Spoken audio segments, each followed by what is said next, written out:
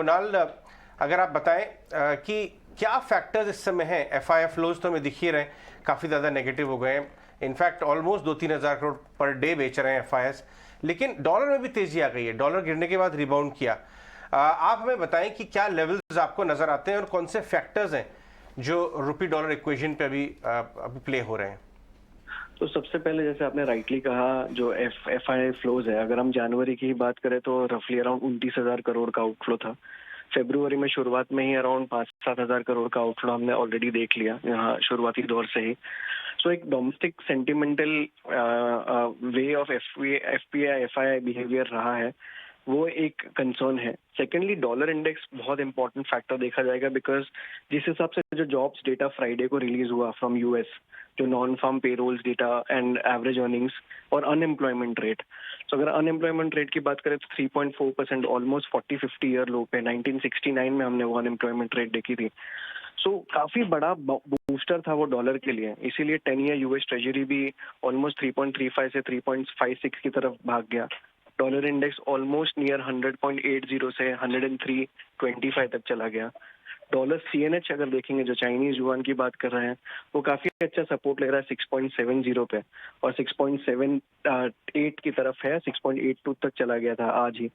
सो एक Chinese yuan एक factor बनता है, एक जॉब्स डेटा बनता है। सेकेंडली, ग्लोबली अगर मैं eurozone and bank of England की भी बात करूं, जो लार्जर हाइक्स देख रहे हैं 50 बेसिस नेक्स्ट पॉलिसी में भी, वो कहीं ना कहीं काफी हद तक मार्केट में डिस्काउंट हो चुके हैं।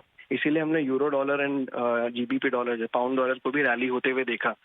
But I think as and when market mature हो जाता है, वो डिस्काउंट करता है, इन चीजों को संभाल लेता है। तो उस हिसाब से आई थिंक थोड़ा सा टॉपिश euro dollar and GBP dollar pair में भी देखा गया, इसीलिए डॉलर इंडेक्स ने भी एक शार्प बाउंस दिया।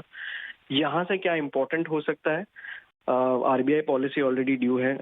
आई थिंक वहाँ पे मेरा पर्सनल मानना है कि 25 बेसिस हाइक डिस्काउंटेड है मार्केट में, और यहाँ से थोड़ा सा टर्मिनल रेट की तरफ हम बढ़ रहे हैं।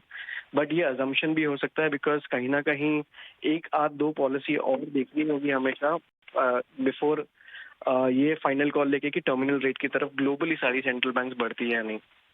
क्रूड ऑयल एक खाली पॉजिटिव फैक्टर बनता है, जो अराउंड $80 के आसपास आ गया। वरना अगर मैं जैसे डायरेक्टली बात करूं in terms of levels dollar rupee पे, तो एक इमीडिएट यहाँ से एक इम्पोर्टेंट सपोर्ट नीचे की तरफ तो 81 जो एक हमने भी लास्ट वीक ही देखा।